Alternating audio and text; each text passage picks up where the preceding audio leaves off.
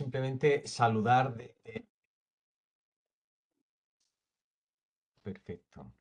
Y además se agradece, David, que se haga también ese esfuerzo de grabación, porque uno de los objetivos que tenemos también en la asociación es que quede testimonio audiovisual de todas las actividades que se van desarrollando en la asociación o con las entidades que colaboramos, ¿no? Bueno, pues en primer lugar quería dar las gracias por todas las instituciones que están detrás en la organización de este evento, de este ciclo, y que lo único que hace la asociación es apoyar y hacer sinergia pues con este doctorado de sociología, este joven doctorado de programa de doctorado de sociología, ciencia política, antropología de la Universidad de Córdoba, de este instituto que tiene también ya en este caso una larga trayectoria que es el IESA y que como estamos viendo pues organiza para mí ya se lo comentaba David, un ciclo de conferencias de muchísima calidad. Yo ya he tenido la oportunidad de escuchar varias y la verdad es que hemos tenido la oportunidad, ya digo, de escuchar conferencias de muchísimo nivel, ¿no? Y en este caso incluso también con personas muy ilustres también que introducen a los propios ponentes, ¿no? En este caso, cuando le doy la palabra a Gunther, ¿no? Pues nada, dar las gracias una vez más por tener la posibilidad de hacer sinergia con vosotros, con todas las instituciones que estáis detrás en Córdoba, haciendo posible este ciclo seminario de conferencias. Que gracias también por grabarlo, David. Yo creo que es importante que quede en la memoria y que quede también para el resto. Y después también dar gracias a la ponente del día de hoy, especialmente porque la temática que se va a abordar hoy es de especial interés, porque en el caso ya no solamente la investigación, que aquí, como indicaba David, en Andalucía tenemos grandes investigadores de sociología de la educación, ¿no? Como Alberto, Delia y bastantes compañeras y compañeras en Andalucía que llevan una larga trayectoria en sociología de la educación, especialmente, sino también porque Andalucía tiene un especial interés también en las cuestiones de interculturalidad.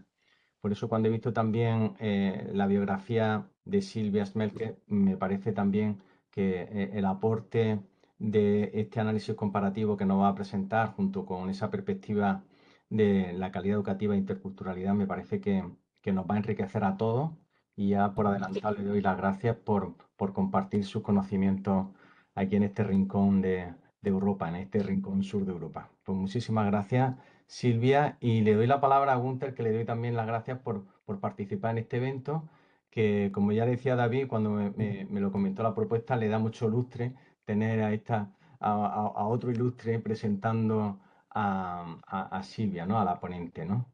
Pues muchísimas gracias y de verdad animo a todos los que hacéis posible este seminario, porque la verdad es que para la asociación y para todos los sociólogos y sociólogas de Andalucía, pues nos enriquece muchísimo. Gracias, ¿eh? Muchas gracias, Juan Sebastián.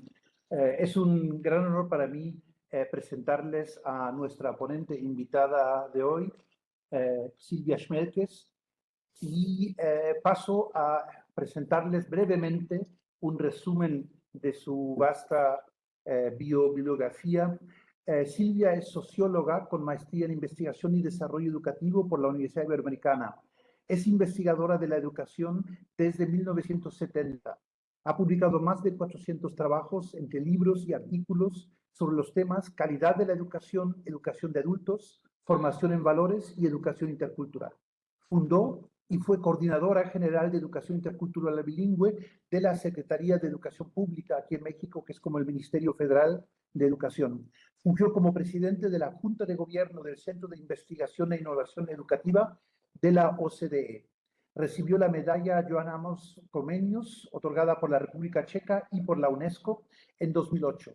Dirigió el Instituto de Investigaciones para el Desarrollo de la Educación de la Universidad Iberoamericana Ciudad de México, un instituto pionero de investigación educativa y de referente nacional e internacional desde la Ciudad de México. Recibió el doctorado honoris causa por la Universidad Autónoma de Baja California en 2017, por la Universidad de Concordia en Montreal, Canadá, en 2019 y por la Universidad de Colima, aquí en México, en 2023. Fue la primera presidente del Instituto Nacional para la Evaluación de la Educación en su periodo autónomo, de abril de 2013 a abril de 2017. y fungió como consejera de la Junta de Gobierno de ese mismo instituto hasta su extinción en 2019. Fue vicerrectora académica de la Universidad Iberoamericana Ciudad de México hasta febrero del 22 y académica del Instituto de Investigaciones para el Desarrollo de la Educación en esa misma universidad. En esa universidad, en la Iberoamericana, sigue actualmente como profesora y como investigadora honoraria en la misma institución. Para nosotras y nosotros que nos dedicamos a la sociología y la antropología de la educación, Silvia es una gran maestra, ha sido siempre una gran mentora, acompañante, creadora de comunidades y de redes, tanto en México como en América Latina.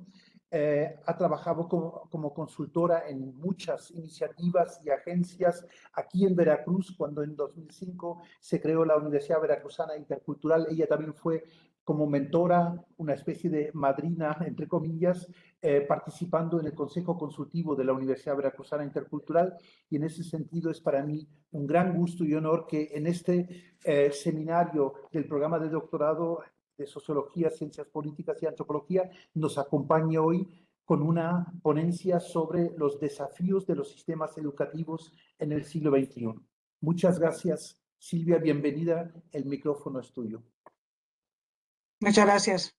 ¿Te llegó la presentación? Te he enviado 2 mensajes, no me ha llegado nada. No he visto. Pues, Ha debido ser a un correo que no es el correcto, ¿eh? no me digas, porque te Te lo lo voy mandé a... al Sí, correo que tengo.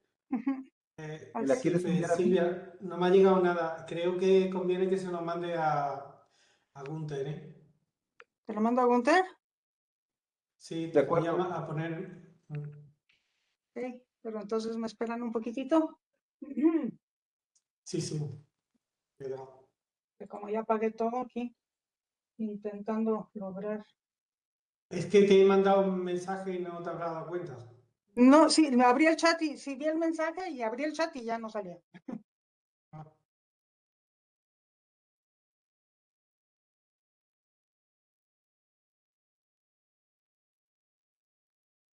Perdón, es que como... Sí. Ustedes me dicen cuándo, si lo quieres poner en modo presentación para que crezcan un poquito las letras. Sí, ¿No les aparece? se tendrán que coordinar ustedes. Sí aparece en la pantalla. Sí, se ve, lo estamos viendo todo el mundo. Ajá. Entonces ya puedes poner la grabación otra vez, David, ¿verdad? Sí, lo acabo de poner. Adelante, Silvia. Pero entonces, déjame, claro, ya, ok. Híjole, está Lo chiquito, tiene que pero bueno. pasar Gunther, le tienes que dar instrucciones a él. Ya, perfecto. Bueno, pues antes que nada, Gunther, muchísimas gracias por esa presentación y bueno, pues a los colegas de la Universidad de allá en Córdoba, muchísimas gracias también del doctorado, muchas gracias por invitarme y por darme esta oportunidad.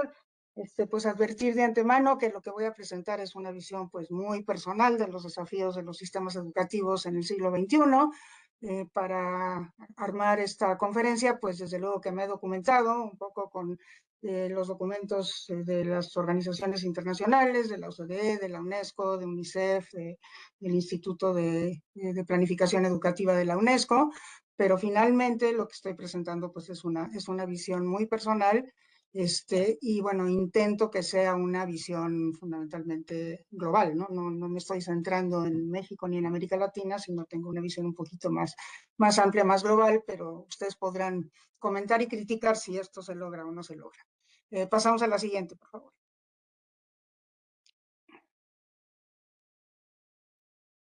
Bueno, el contenido, lo primero que hago es tratar de definir un poquito qué es un sistema educativo y dando las diferentes versiones de lo que es un sistema educativo y la mía propia, desde luego. Y después los retos los divido en 3. Los primeros que serían los que yo veo como los retos de la gestión de los sistemas educativos. Luego hablo de los retos propiamente educativos y finalmente de los retos globales que interpelan a la educación. Y al final, de manera muy breve, pues voy a hablar de los futuros de la educación, o sea, de cómo vemos estos retos a futuro y qué proyecciones podemos hacer. La siguiente, por favor.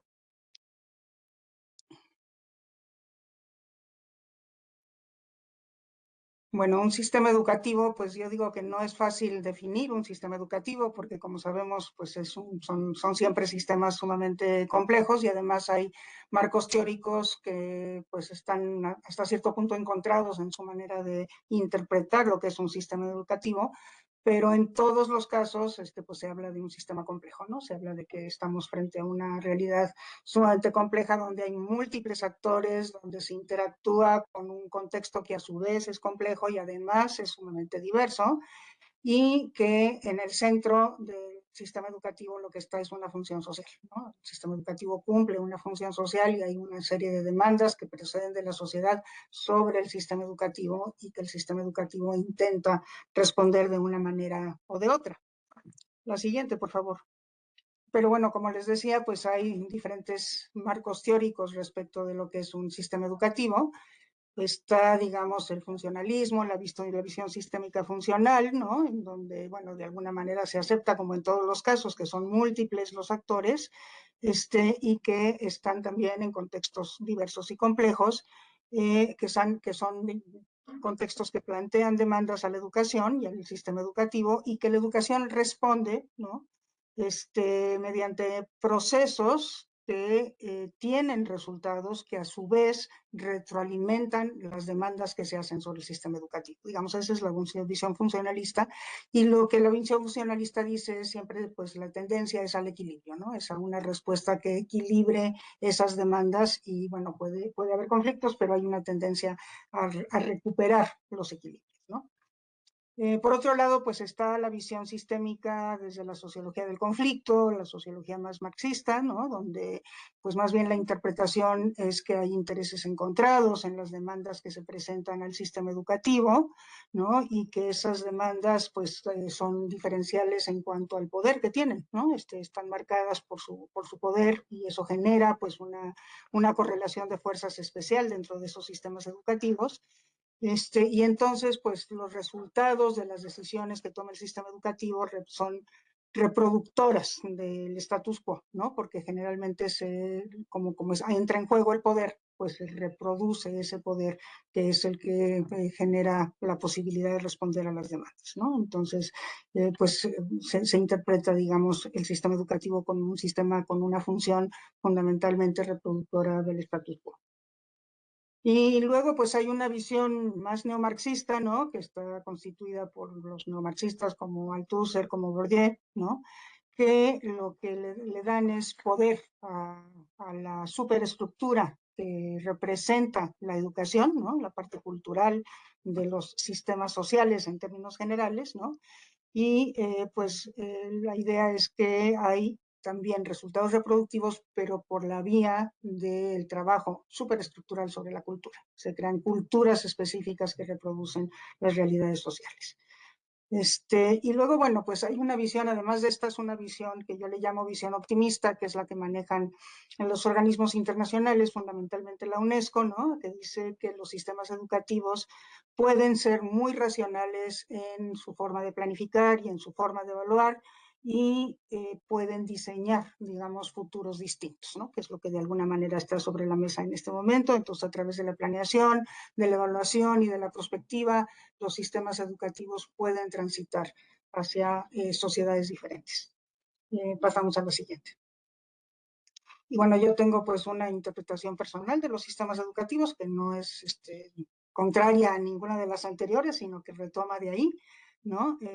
Yo comparto la visión sistémica, esta visión de complejidad y esta visión de también la visión marxista de que está marcada por las relaciones de poder, ¿no?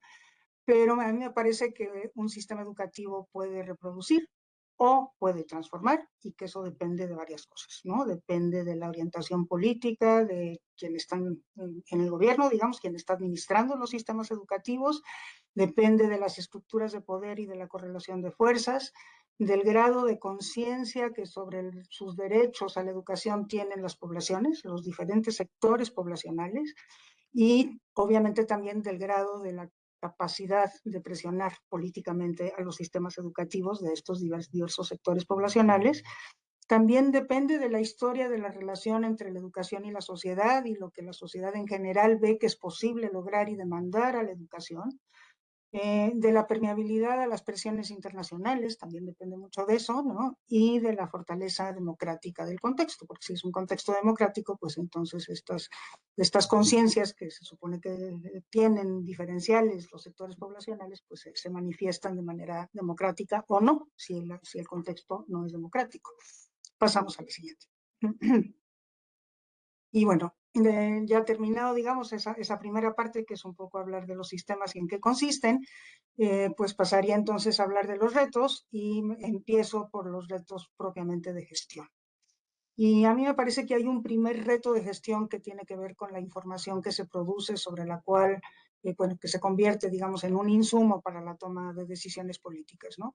Y aquí, pues, me parece que el principal reto está en qué tanto se desagrega la información, qué tanto la información que se maneja para tomar las decisiones puede pormenorizar la situación educativa de los diferentes sectores poblacionales y especialmente de aquellos que se están beneficiando menos de la educación, ¿no? En términos generales eso no ocurre, ¿no? Los datos, cuando se desagregan de manera pues muy amplia y no se puede ver con lupa lo que está sucediendo con los sectores poblacionales en condiciones de vulnerabilidad, ¿no? Luego también, en términos generales, los indicadores de progreso educativo son indicadores que nos hablan de cómo avanzan los promedios, ¿no? Y sería como muy conveniente, dada la realidad de la desigualdad social y de la desigualdad educativa, que estos indicadores estuvieran todos ellos acompañados de indicadores de cierre de brechas, ¿no? Entonces, si hablamos de que se mejora el acceso, ok, pero que tanto se cerraron las brechas en el acceso, y para eso los datos desagregados son necesarios. Entonces, respecto de esta información, yo tengo la impresión de que en general estamos bastante atrasados de lograr esto que estoy diciendo, ¿no? Hay información y hay mucha información y se podría hacer en muchísimos casos, no en todos, pero en muchísimos casos sí, pero no se hace, ¿no?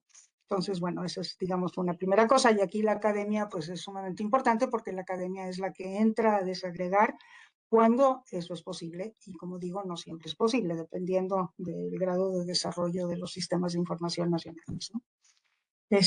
Luego, bueno, lo otro es esta necesidad de planear intersectorialmente, ¿no? O sea, ya sabemos que la educación necesita de los otros sectores, que no puede sola transformar las realidades, que hay muchísimos factores que inciden sobre la educación, sobre los cuales la educación no tiene poder, ¿no? Y entonces que es indispensable pensar en planear intersectorialmente, incluso se dice pues que el siglo XXI es un siglo de la planeación intersectorial. Y sin embargo, estamos muy retrasados, digamos, en ese sentido, como que no ha habido ejemplos muy exitosos de planeación intersectorial. Hay planeaciones multisectoriales, ¿no? En donde, bueno, pues cada quien hace lo propio para mejorar una política educativa o la educación en un determinado territorio, pero la planeación propiamente intersectorial articulada es algo que todavía no se logra. Y eso es muy importante para la educabilidad, ¿no? Porque hay, sobre todo en los países de bajos ingresos, en los países pobres, pues una serie de problemas, insisto, no dependen de la educación, sino que están en el contexto que hacen difícil que la educación cumpla con su función con esos educandos por las condiciones en las que ellos se encuentran, porque tienen que trabajar, porque no están bien nutridos, porque tienen problemas de salud, porque viven demasiado lejos de la escuela, por una serie de cosas, porque están sujetos, digamos, a las vulnerabilidades que ocurren en el contexto y en la familia. Y bueno, sobre esas cosas la escuela no tiene poder, y entonces requiere de los otros sectores que sí podrían, y no solo podrían, sino tendrían que pues, interferir en esas condiciones para que pueda haber condiciones de educabilidad, ¿no? Ese es un segundo reto. Luego, un tercer reto tiene que ver con la capacidad de planear y de presupuestar en clave equidad, ¿no? O sea, otra vez volviendo a esta noción de los sistemas educativos que reciben las demandas de la población, pero las demandas son más fuertes y los sectores poblacionales tienen más poder. Y entonces lo que sucede es que la planeación y la presupuestación pues van mucho en función de cómo responder a la forma como se distribuyen esas demandas, ¿no? Y no responden en clave equidad. Y la clave equidad, pues lo que significa es que hay que beneficiar más a los que más lo necesitan. Y entonces eso significa que eso se tendría que ver en los programas, en las políticas y en los presupuestos educativos de cómo se están llevando más recursos y más atención a aquellos sectores que más lo necesitan. Eso en general no sucede, como digo, ¿no? Y eso es pues uno de los grandes retos de la gestión.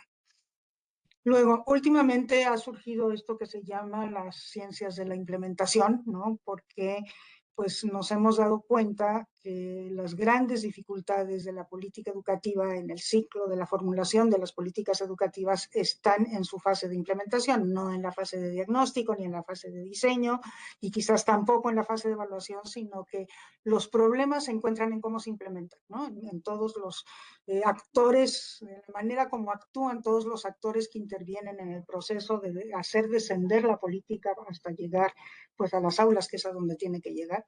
Y entonces, bueno, ahí es donde están las grandes dificultades. Entonces, pues quienes se dedican a estas cosas, pues han dedicado a poner la lupa sobre cuáles son estos problemas de implementación que impiden que una política bien diseñada, incluso diseñada con clave equidad, pues no tenga los resultados esperados, justamente porque hay pues una serie de barreras en el proceso de descenso y de implementación que no permiten lograrlo, ¿no? Entonces, bueno, hay que atender, hay que entender primero estas dificultades y desde luego atenderlas, ¿no? Luego lo otro es que hay que hacer evaluación, pero hay que hacer una evaluación que se haga solamente para retroalimentar decisiones de política en materia de currículum, de formación docente y de equidad. Estoy hablando de evaluación de aprendizajes. ¿Por qué hay que evaluar aprendizajes? Porque la educación se trata de lograr aprendizajes. Para eso está. Digamos, esa es su principal función. Y desde luego que para que esa función se cumpla, pues es necesario que las personas vayan a la escuela y que permanezcan el tiempo suficiente, pero todo eso es instrumental para que se logren los aprendizajes, ¿no? Los aprendizajes que no necesariamente tienen que ser los mismos para todos, pero tiene que haber aprendizajes. Entonces, por eso se tiene que evaluar los aprendizajes, porque esa es la variable dependiente, eso es lo que nos interesa lograr con el sistema educativo, ¿no? Entonces, lo importante sí es evaluar, pero es tener muchísimo cuidado con cómo se utiliza esa evaluación, sabiendo que la evaluación tiene muchísimas limitaciones, es otro de los retos, digamos, de la gestión, pues hay que utilizar esa información de manera muy cuidadosa, de forma tal que se utilice de forma agregada, ojalá sean evaluaciones basadas en muestras, de manera que no exista la tentación de tomar decisiones a nivel individual, ni para docentes, ni para alumnos, ni para escuelas en lo particular, ¿no? Y que más bien se utilicen solamente para retroalimentar las decisiones, pero para retroalimentar las decisiones tienen muchísima importancia y entonces habría que evaluar. No en todos los lugares se evalúa y mi país es un ejemplo de eso. Bueno, luego, pues este asunto de tener mecanismos participativos, o sea, es muy importante escuchar las voces de los actores, de todos los actores y de todos los sectores, ¿no? No se puede gestionar, no se puede planear la educación sin escuchar. Y entonces los mecanismos de participación deberían de estar en su lugar y estos mecanismos de participación generalmente son sumamente débiles y además son desiguales, correlacionada esta desigualdad con la desigualdad socioeconómica y cultural en la población, ¿no? Entonces ese es otro reto, cómo diseñar estos mecanismos que permitan que quienes están tomando las decisiones estén escuchando al menos, no necesariamente fundamentando todas las decisiones en la escucha, pero sí teniendo la escucha como un insumo fundamental. Pasamos a la siguiente. Bueno, otro reto es descentralizar. Yo creo que en todos los casos lo que hay que empezar a hacer es descentralizar y profundizar la descentralización de la educación, ¿no? Hay cosas que se tienen que mantener centralizadas. Evidentemente hay una normatividad que tiene que ser una normatividad muy general y muy flexible, porque también la normatividad tiene esta capacidad de resultar impositiva, ¿no? Sobre realidades que son distintas a las que están detrás de quienes elaboran las normas, entrar en la cabeza de quienes elaboran las normas, ¿no? Pero la normatividad pues es lo que le da unidad a un sistema educativo nacional, entonces cierta normatividad centralizada es necesaria. La preocupación por la equidad, ¿no? O sea, finalmente lo que se tiene que centralizar es esta capacidad del país como tal, ¿no? Del Estado, de distribuir adecuadamente la educación de forma tal que se dé más a los que más lo necesitan, y entonces la función de darle más a los que más lo necesitan tiene que permanecer centralizada porque localmente es mucho más difícil hacerlo y además no se lograría la equidad a nivel nacional. Y por último, la evaluación, ¿no? La evaluación, desde luego, que tiene que también estar descentralizada, pero tiene que haber una función evaluativa centralizada que permita evaluar la marcha del sistema educativo a nivel nacional. Entonces, fuera de eso, lo que hay que hacer es descentralizar, es llevar las decisiones lo más cerca posible de donde está ocurriendo el hecho educativo, ¿no? Y eso, bueno, pues en los estados federados ha implicado, digamos, devolver a los estados esta capacidad de tomar decisiones en materia educativa, pero todavía más allá de eso, y también tenemos varios ejemplos, de municipalizar, ¿no? la decisión educativa y todavía más profundamente de llevarlo a las zonas escolares e incluso a nivel de las escuelas, ¿no? Entonces, bueno, pues esto es un proceso que hay que ir logrando conforme se vayan creando las capacidades para tomar las adecuadas decisiones educativas en los diferentes niveles, pero la descentralización es un reto, es algo que debe de ocurrir en todos los casos progresivamente, pero debe de estar ocurriendo. Desde luego, la diversificación, ¿no? Yo creo que es, digamos, el gran reto es cómo lograr que el sistema educativo se adapte a los diferentes y no al revés, ¿no? Que los diferentes se tengan que adaptar. El sistema educativo, que es lo que siempre ha pasado, ¿no? O sea, las escuelas rurales son escuelas que van empobreciéndose en el modelo, es el mismo modelo educativo que se va empobreciendo cuando se lleva a las zonas rurales porque no puede haber los 6 grados y porque no puede haber los maestros para cada uno de los grados y porque no puede haber un director que se encargue solamente de las cosas de gestión y entonces se va empobreciendo el modelo y entonces es eso, ¿no? Se le pide a los diferentes que se adapten a un modelo que no puede funcionar y que se va empobreciendo. Entonces, pues ese es un reto. ¿Cómo le hacemos para hacer lo contrario, ¿no? Más bien hacer que el sistema tenga la capacidad de reconocer esas diferencias y de adaptarse a ellas y de servirlas adecuadamente, ¿no? Y bueno, para mí el gran reto de gestión está con los docentes, ¿no? Eso pues ahora hay un informe muy importante sobre la situación docente a nivel mundial que realmente pone la situación en una situación muy crítica, ¿no? Es el gran reto el asunto de los docentes y quizás el más importante de todo, porque es como la causa de todos los demás problemas con los docentes, es lograr que se valorice la profesión docente, ¿no? Que tenga valor, ¿no? Que tenga el valor social, que las personas que egresen del bachillerato quieran estudiar para ser docentes porque es una profesión que tiene valor, que tiene perspectiva de carrera, etcétera, ¿no? Y entonces, bueno, pues ahí lo que se necesita es integrar las políticas que tienen que ver con los docentes, articularlas adecuadamente, y eso en general no existe, ¿no? Entonces tiene que haber, desde luego, tiene que haber políticas de selección de aquellos que quieren estudiar para ser docentes, tiene que haber políticas que mejoren la formación inicial, regulen el ingreso a la docencia, que permitan a los docentes visualizar su carrera, es decir, tiene que haber una carrera docente y tiene que haber muchísima transparencia en cómo se va ascendiendo dentro de esa carrera docente. Tiene que haber un proceso de acompañamiento. Yo prefiero hablar de acompañamiento que de formación continua, porque me parece que la formación continua, la mejor manera de hacerlo es a través del acompañamiento. Pero bueno, aquí estamos hablando de eso, de formación continua. Y tiene que haber en general un proceso de profesionalización con todo lo que ello implica, con lo que implica de especialización, de exclusividad, de, ¿cómo se llama?, la posibilidad de asociaciones académicas, profesionales propiamente tales, la evaluación que forma parte de la profesionalización, que son, digamos, los propios gremios quienes deberían de hacer su propia evaluación, digamos, hasta ahí quisiéramos llegar, ¿no? Que tengan un código de ética, que eso prácticamente en todos lados menos en mi país existe, ¿no? Pero bueno, todas estas cosas tendrían que tener una articulación.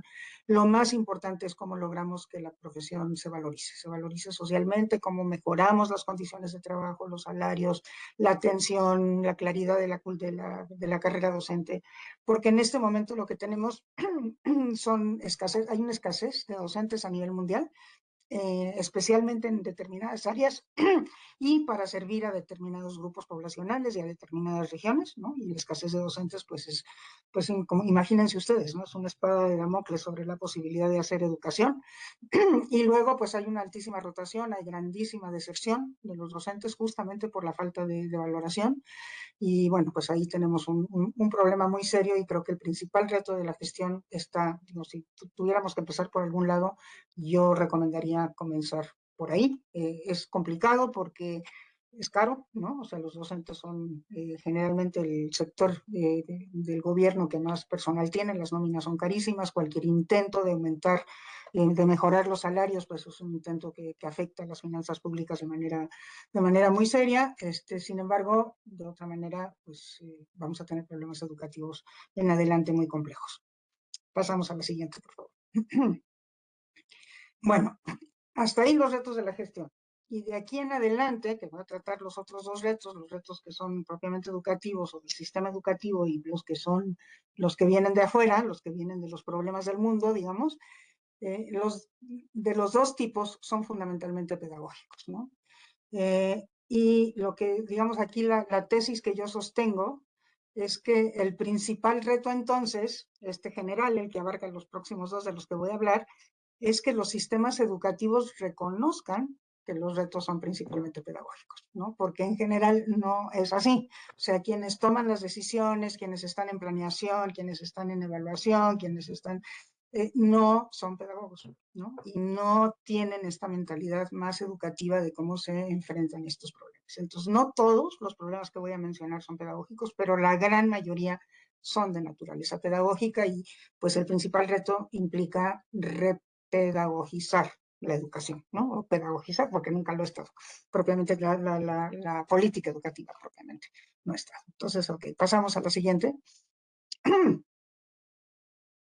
Entonces, los retos que son propiamente educativos, ¿no? Voy a mencionar algunos que me parecen fundamentales. Bueno, como vimos, los sistemas educativos son abiertos, están abiertos a las demandas que vienen de la sociedad y de fuera, ¿no? Pero tienen funciones propias que definen sus retos internos, ¿no? Y bueno, lo primero que tenemos que recordar, como siempre, la educación es un derecho humano y los gobiernos son los garantes del derecho humano. Entonces, pues estos retos, este gran reto de cómo hacer vigente el derecho humano a una educación de calidad para todas y todos, ¿no? Pues es el grandísimo reto propio de la educación para los sistemas educativos. Y entonces para lograr eso se necesitan pues muchas cosas. Lo primero que se necesita es el acceso, ¿no? O sea, hay que poder ir a la escuela para poder hablar de que estos retos se van cumpliendo, ¿no? Pero bueno, como sabemos en el mundo, en este momento hay 272 millones de niños, niñas y adolescentes que están fuera de la escuela básica, ¿no? El volumen apenas disminuyó en 1% en la última década. O sea, está siendo muy difícil llegar a esto que se llama como la última milla, aunque la milla está enorme, ¿no? La última milla de quienes se están quedando fuera de la escuela. Bueno, de estos 272 millones, 78 son de la edad primaria, 64 de secundaria y 130 millones, la gran mayoría en media superior, ¿no? Y bueno, en porcentaje son 11% en el caso de primaria, 15% en el caso de secundaria y 31% en el caso de la media superior. O sea, son datos pues realmente muy espeluznantes para el nivel en el que se supone que estaríamos en el mundo en este momento respecto de este indicador básico que es la cobertura, ¿no? Bueno, resulta que en el año 2025 hay 21 millones más que en el año anterior, ¿no?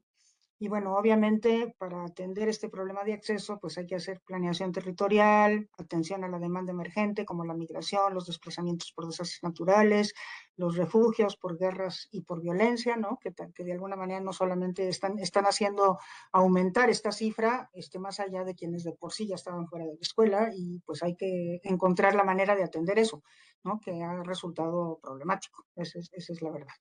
Pasamos a la siguiente. Aquí hay unas grafiquitas nada más que muestran esto, ¿no? La primera son los números absolutos, cómo han evolucionado. Y bueno, pues ahí tenemos los tres niveles de educación. La primaria es la que está en medio, en la primera gráfica, ¿no? Y después la secundaria es la azul y la media superior es la la verde, y ustedes pueden ver cómo pues ese descenso, digamos, de los que están fuera de la escuela ya prácticamente se aplanó e en algunos casos está subiendo, como en el caso pues de la media superior y de la secundaria sobre todo, ¿no? En números absolutos. En números relativos, que es donde está la gráfica siguiente, ahí tenemos que la primaria es la que más está descendiendo, pero también ya se está achatando ese descenso, ¿no? Y lo mismo sucede con secundaria y con media superior. Entonces, bueno, ahí tenemos un serio problema de acceso que es el primer pasito, es el piso, ¿no? O sea, si no están en la escuela, ¿qué podemos esperar?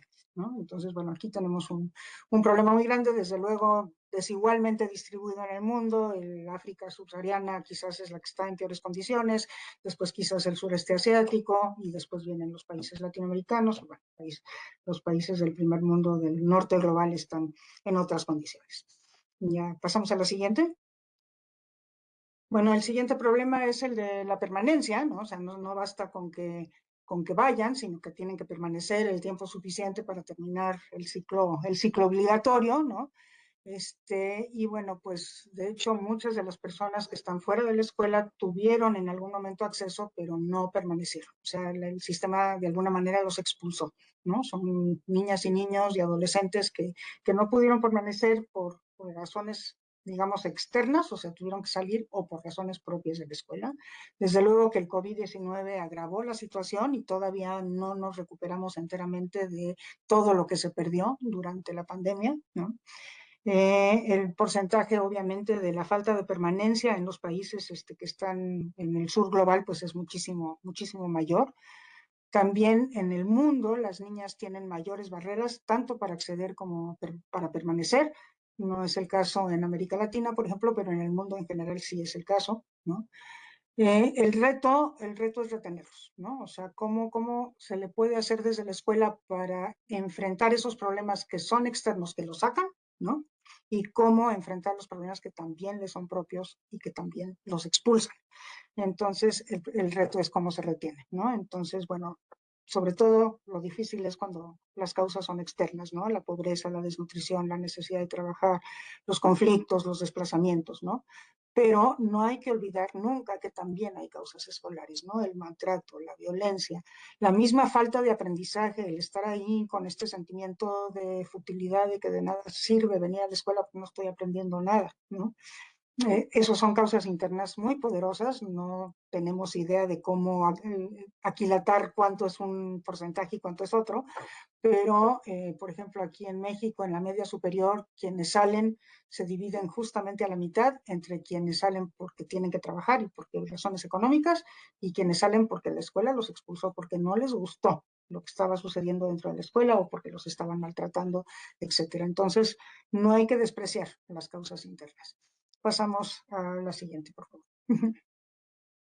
Bueno, luego el otro es la inclusión y la interculturalidad, que no es lo mismo incluir que ser interculturales, ¿no? Para mí la inclusión debería de ser como el paraguas que incluye también a la interculturalidad, pero muchas veces la inclusión se entiende como la asimilación, ¿no? Entonces hay que tener mucho cuidado de no entender la inclusión así, porque incluir lo que significa es dar a cada quien lo que requiere para aprender, ¿no? Para aprender lo que le es relevante específicamente para su vida actual y para su vida futura, en realidades con cada vez mayor diversidad, ¿no? Entonces, bueno, especialmente con migrantes, con niños, niñas y adolescentes con discapacidad, que están en pobreza, que son trabajadores, ¿no? Entonces, ¿cómo incluimos a estas personas diferentes, ¿no? De tal manera que logren los aprendizajes.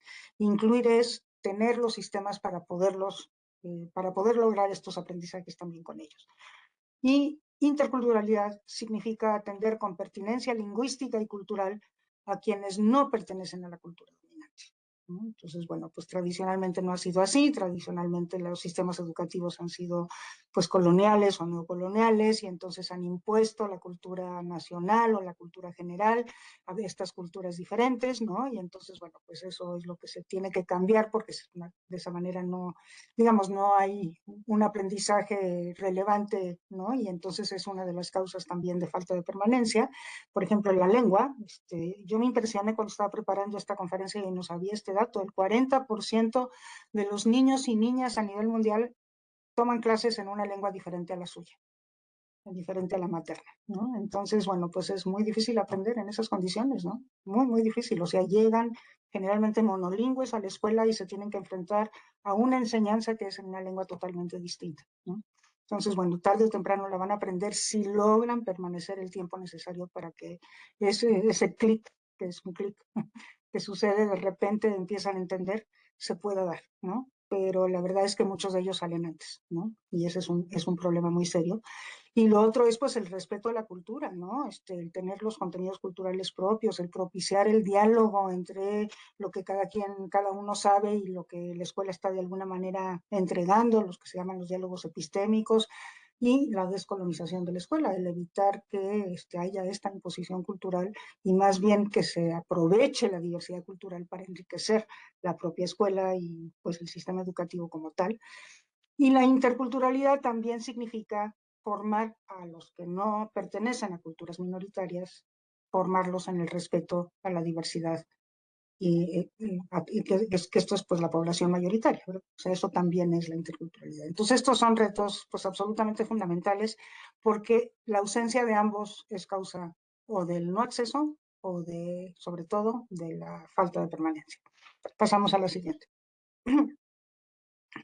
Luego está el aprendizaje, que es el principal reto. Como decía, estamos todos los que trabajamos en educación, pues estamos justamente para lograr aprendizajes, ¿no? Es la función principal de los sistemas educativos. Todo lo anterior son precondiciones, ¿no? Y aunque lo que sucede es que muchas de las políticas educativas están centradas en asegurar el acceso y asegurar la permanencia, ¿no?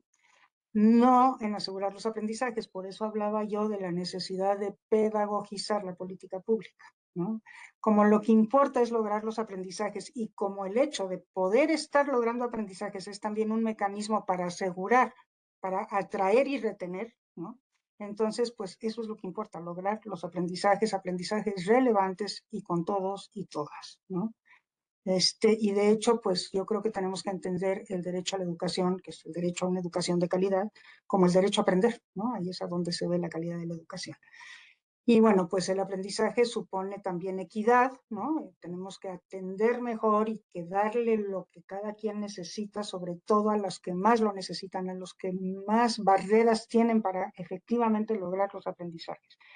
Y como decíamos, muchas políticas educativas no están diseñadas en clave de equidad, y la equidad de los aprendizajes implica necesariamente atender oportunamente el rezago, que es donde está lo pedagógico. Atender el rezago es cotidiano.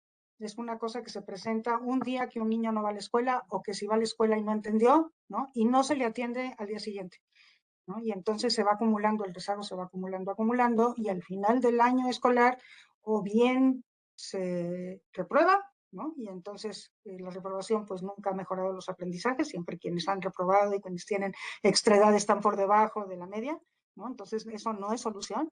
O bien se les pasa, los sistemas educativos tienen el pase automático, pero entonces se pasa el problema ya con la acumulación de rezago, pues al próximo ciclo escolar, nada más se patea el bote, como decimos aquí en México, ¿no?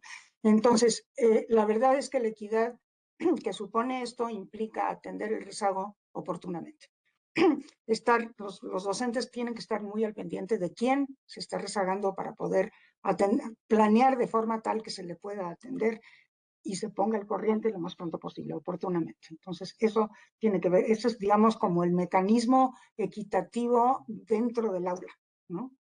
No se lleva a cabo en general, porque no está pedagogizada la política, incluyendo la deformación de los docentes, ¿no?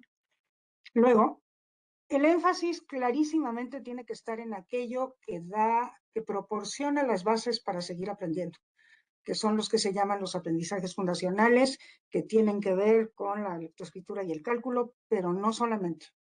Ya recientemente tienen que ver también con las habilidades digitales, ¿no? O sea, ya no podemos seguir aprendiendo sin habilidades digitales y no podemos funcionar en sociedad sin habilidades digitales. Y eso es lo que define lo fundacional. Entonces, el énfasis tiene que estar ahí y con las habilidades digitales, pues digamos, un grandísimo problema es la mala distribución de la infraestructura que lo permitiría, ¿no? Eso lo sabemos. Entonces, ahí hay un problema de equidad. Pero bueno, ahí tendrían que estar los énfasis. y también en las habilidades superiores de pensamiento, es decir, en este aprendizaje profundo que permite analizar, permite discernir, permite tener pensamiento hipotético, pensamiento lógico y últimamente pensamiento crítico, que a eso quisiéramos llegar, ¿no? Para formar ciudadanos verdaderamente. Y bueno, todo lo que es el aprender a aprender, ¿no? Y luego, lo otro que solamente puede hacer la escuela y que en este momento está siendo absolutamente indispensable es educar para convivir. Educar en los valores sociales, en los valores de convivencia, ¿no? Que es lo que vamos a ver en los siguientes retos, ¿no? Y bueno, desde luego, eso, todo eso que desde mi punto de vista es el énfasis que debe de tener la escuela y el desarrollo de habilidades y de valores de convivencia, todo eso se hace a propósito de contenidos que son relevantes para el contexto en el que estamos. Pero lo fundacional, eso es para todos, ¿no? Y las habilidades superiores es para todos, y los valores de convivencia son para todos. Y lo que cambia es, porque estos no se aprenden en seco, ¿no? Se aprenden con contenidos, lo que cambia son esos contenidos que les son relevantes, interesantes, que despiertan la curiosidad y la capacidad de asombro de los niños. Entonces, bueno, por ahí hay que entender el aprendizaje desde mi punto de vista. La siguiente, por favor, Gunter. Luego, pues está también un uso inadecuado de la tecnología, ¿no? Tenemos estas dudas de cómo incorporarla, hemos tenido cantidad de equivocaciones en los procesos, estos programas de darle a todos los niños una computadora, o de tener aulas de cómputo, o de prohibir la tecnología, que es lo que está sucediendo ahorita, ¿no? Entonces, la verdad es que no se sabe bien qué hacer con la tecnología, pero lo que sí se sabe es que es algo que verdaderamente se puede utilizar como herramienta para potenciar los aprendizajes, pero que está, digamos, hay como muchísimos riesgos que también educativamente hay que educar para evitarlos.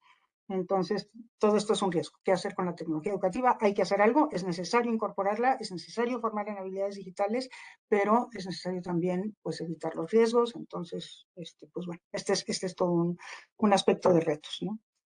Y luego, bueno, pues hay estas otras dos que son como un insuficiente desarrollo teórico, quizás, y sobre todo de aplicación de la teoría del aprendizaje profundo. Es decir, cómo logramos generar desafíos cognitivos crecientes de manera cotidiana, de forma tal que estemos logrando el desarrollo de estas habilidades superiores que nos llevan a la criticidad, ¿no?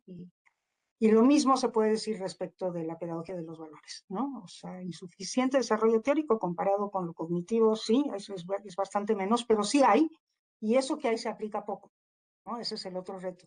Y entonces, bueno, pues la formación para los valores de convivencia, híjole, pues estamos viendo cómo efectivamente no estamos teniendo mucho éxito en eso, ¿no? Como dejamos incluso que muchos de los problemas de convivencia que vienen de fuera se cuelen al interior de la escuela y tenemos el bullying y tenemos pues la violencia de género y la discriminación y todas estas cosas que ocurren al interior de la escuela, porque no estamos trabajando este aspecto de la educación. Ese es el otro reto propiamente educativo. Pasamos a la siguiente, por favor. Y ya voy entonces a los retos que nos vienen de fuera, ¿no? O sea, que son, pues, estos retos que le exigen a la educación aportar lo que puede. Desde luego, la educación no los va a resolver, pero sí tiene un papel en la contribución a su solución.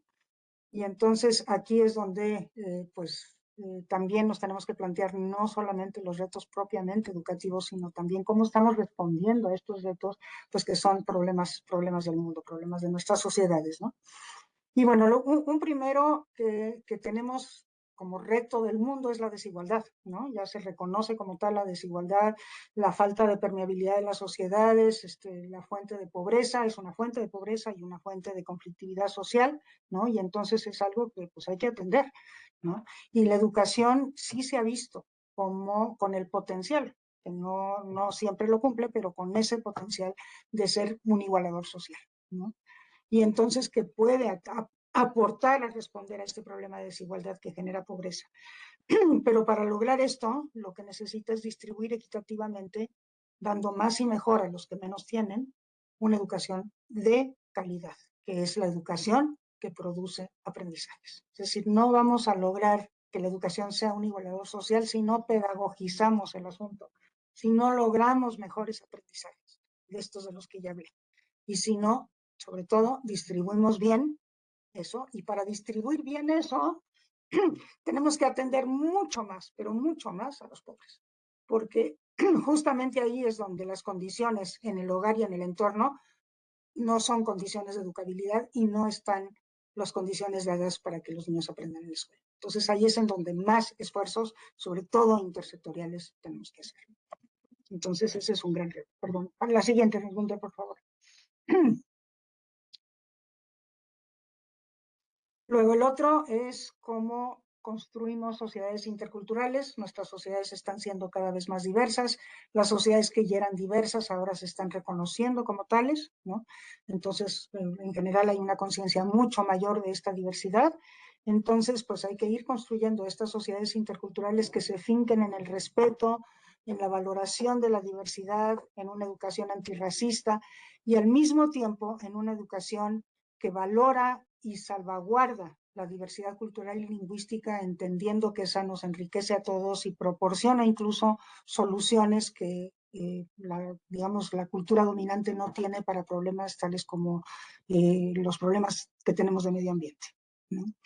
Exige también una educación inclusiva que combate la discriminación y la segregación y la polarización de la educación de calidad y con pertinencia a sectores culturales minoritarios históricamente discriminados. Es decir, hay que descolonizar la escuela y empezar a ofrecer aprendizajes verdaderos, relevantes y en su relevancia profundos, ¿no? Incluyendo la lengua, para aquellos que se encuentran en condiciones de minorías. Sí, pasamos a la siguiente. Bueno, luego, uno tercero es la erradicación de la violencia de género, ¿no? Que creo que es un problema que es a nivel mundial, en algunos países peor que en otros, pero en todos los países está presente. Entonces, desde la educación hay la posibilidad de educar en equidad de género, en igualdad sustantiva, en nuevas masculinidades, y entonces empezar con este debilitamiento de las estructuras patriarcales. Es decir, si no lo hace la escuela, ¿quién lo hace? Esa es la pregunta importante con todo, ¿eh? Con interculturalidad, con educación para reeducación, erradicación de la violencia de género, ¿no? Este es un reto, yo creo que muy importante, ya reconocido. Pasamos a la siguiente. Bueno, también, pues la democracia, que, híjole, aquí tenemos un problema serio porque resulta que la población que vive en regímenes democráticos está decreciendo a marchas agigantadas, ¿no? Ese es un problema en general del mundo. Y el otro problema es que en aquellas sociedades en donde sí existe la democracia, el desencanto, sobre todo juvenil, con la democracia está creciendo. Entonces, híjole, ¿qué pasa con cómo nos podemos imaginar un mundo que no tiene la perspectiva de progresivamente avanzar en estructuras de gobierno democráticas, ¿no? Entonces yo sí me atrevo a ponerlo aquí, aunque sé que en muchos países esto es algo que se discute. Me tocó estar, y esto es anécdota, abro un paréntesis, me tocó estar en las discusiones sobre la revisión de la recomendación de 1974 de la UNESCO sobre educación para la comprensión internacional, la paz, las garantías fundamentales y la convivencia internacional, algo así. Y me tocó estar en las discusiones, y las discusiones más fuertes se dieron en torno a género y en torno a democracia. Estas fueron las cosas en las que fue difícil poner de acuerdo a los gobiernos. Finalmente se logró un cierto consenso, pero se tuvieron que matizar las cosas, ¿no? Entonces, ya yo sí estoy convencida de que sí le toca al sistema educativo promover pues una cultura democrática, ¿no? Y bueno, pues en los valores básicos de la democracia, como el pluralismo, que es la diversidad, el respeto, la capacidad de ponerse en los zapatos de otro, de la otra, la búsqueda de consenso cuando es posible, es decir, la posibilidad de convencer con argumentos, ¿no? La aceptación del voto mayoritario cuando se tiene que votar, ¿no? Pero la escucha a las minorías, es decir, una democracia que no sea dictadura de las mayorías, sino que implique la escucha a las minorías, ¿no? Y esto lo que exige son estructuras escolares participativas a donde la democracia se viva, ¿no? Se tiene que vivir, ¿no? Abiertas a las opiniones, a las propuestas de los miembros de la comunidad, ellas mismas democráticas, ¿no? Ese es un reto muy grande porque nuestras estructuras escolares son tradicionalmente sumamente autoritarias. Y así no se educa en democracia. Pasamos a la siguiente. Bueno, luego la educación para la sostenibilidad, ¿no? Que no es solo comprender lo que sucede y los riesgos, ¿no? Y extrapolar esos riesgos, ni tampoco es solo, aunque también, educar para cambiar actitudes y conductas, sino es construir ambientes sostenibles, es decir, mostrar la agencia para transformar esa realidad y reconocer los problemas estructurales que impiden atacar las causas de fondo de la depredación.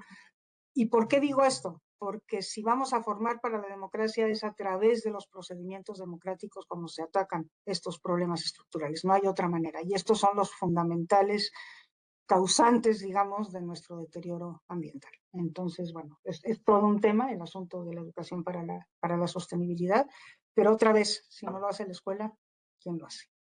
Pasamos a la siguiente.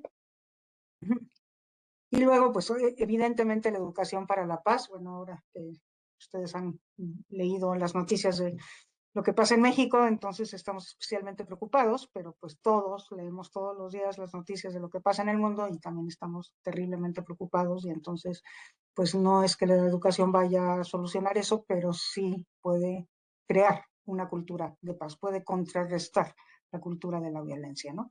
Desde luego con una noción de paz, ¿no? Que no es solo ausencia de violencia, no es esta paz negativa, es una paz positiva, ¿no? No es la ausencia de conflictos, sino es la posibilidad de enfrentarlos y de manejarlos, ¿no? Y es la consecuencia de la justicia y del bienestar, entonces hay que trabajar por la justicia y por el bienestar también, ¿no?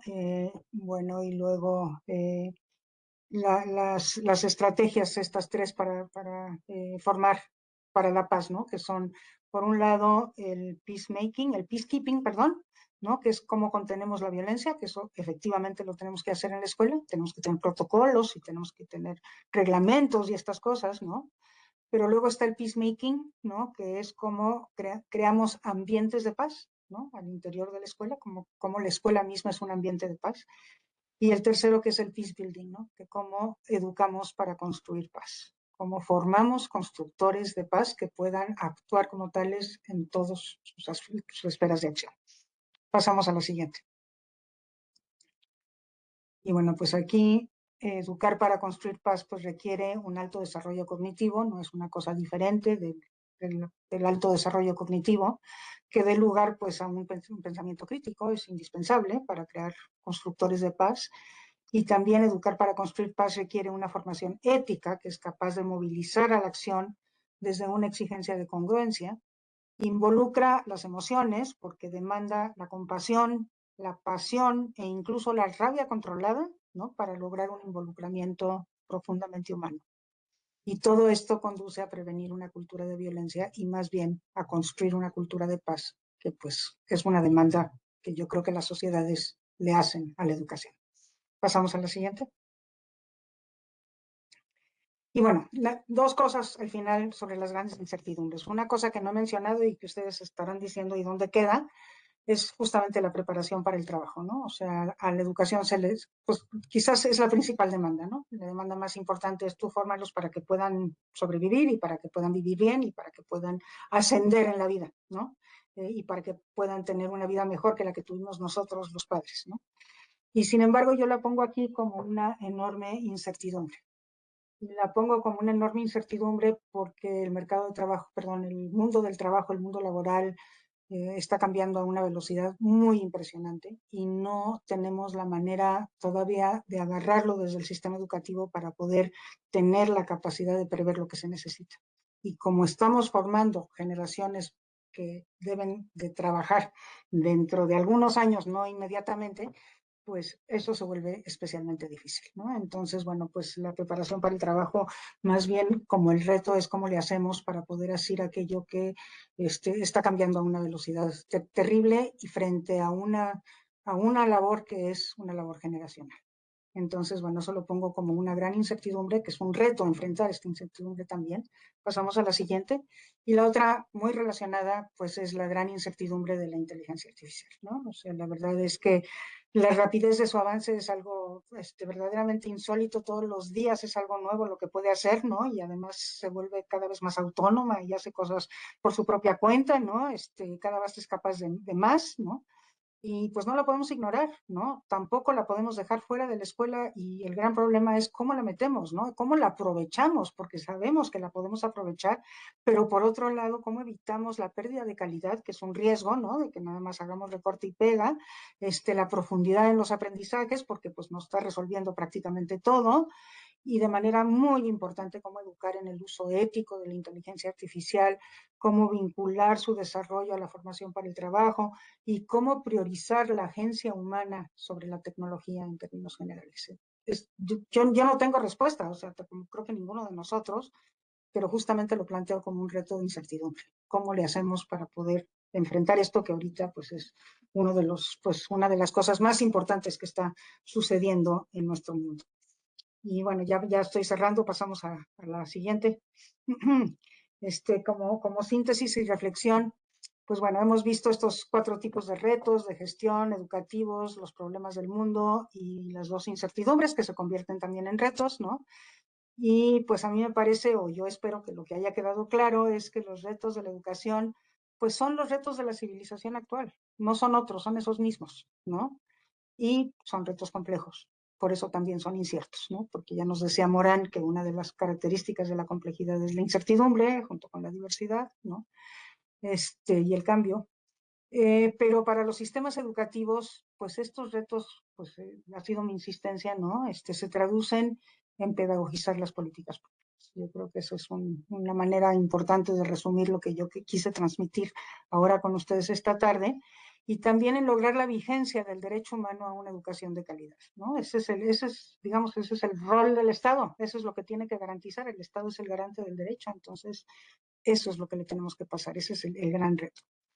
Y la gran encrucijada, pues, es si los sistemas educativos van a seguir siguiendo la inercia, respondiendo a las demandas, según su grado de poder, con las tendencias y las restricciones, o si más bien contribuyen a darle rumbo a la humanidad y a nuestras sociedades en tiempos de crisis, ¿no? Que esta es la visión más optimista, más de los organismos internacionales que mencioné al principio, pero pues creo que es una encrucijada que nos tenemos que plantear.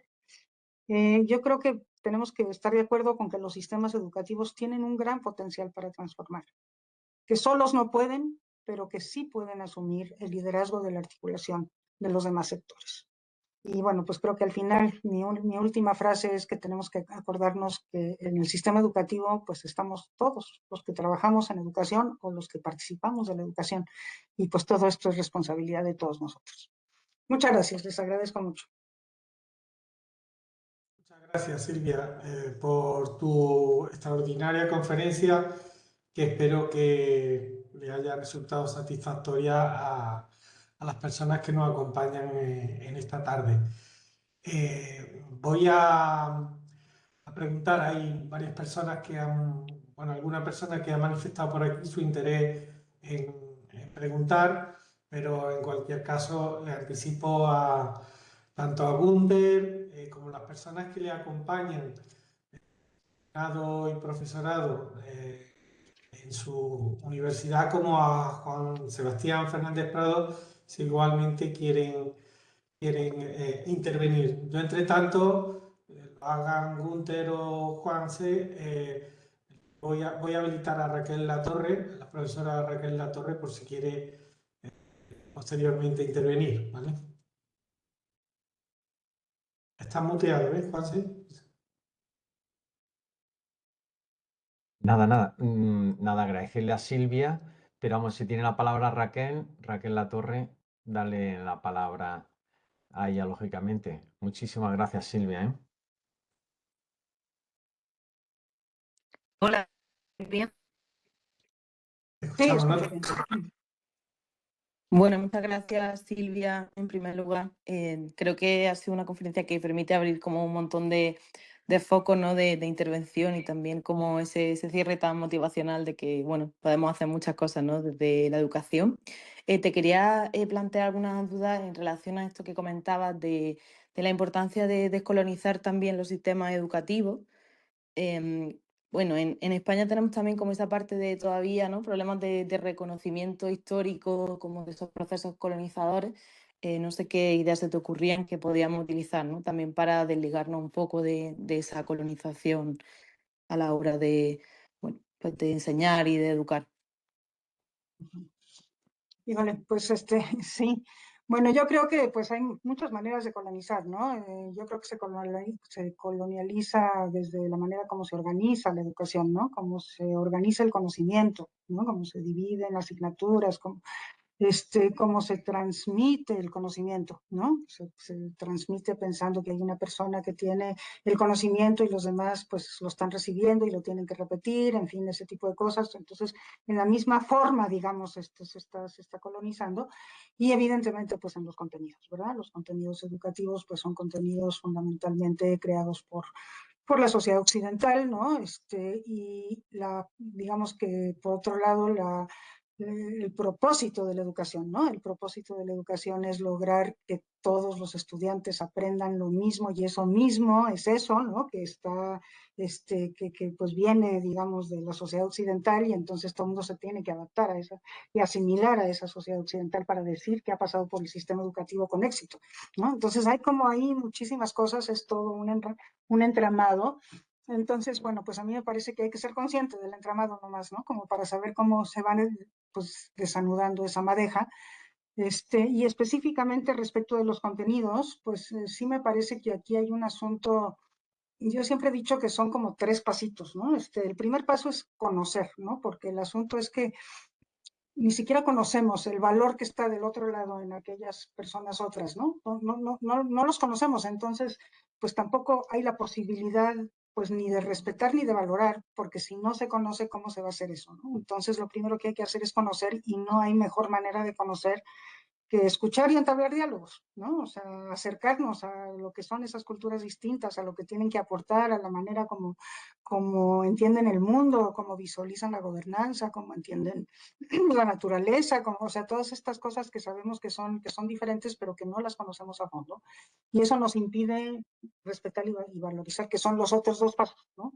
Del conocimiento sigue el respeto, no automáticamente, hay que trabajar el respeto también, ¿no?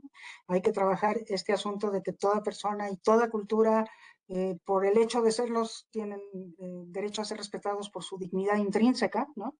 Eso hay que caminar. Y luego hay que valorar, porque cuando aprendemos de ese diálogo, de esa relación, nos enriquecemos nosotros. Y entonces ahí es donde empezamos a valorar, ¿no? Cuando alguien me enriquece, pues no puedo más que valorar a aquel que me enriqueció. Entonces, esas tres oportunidades hay que darlas, ¿no? Entonces, eso significa, pues, establecer estos diálogos, acercarnos a escuchar, tener estos diálogos epistémicos, etcétera, y a partir de eso empezarnos a cuestionar estructuras, propósitos, etcétera, etcétera, ¿no?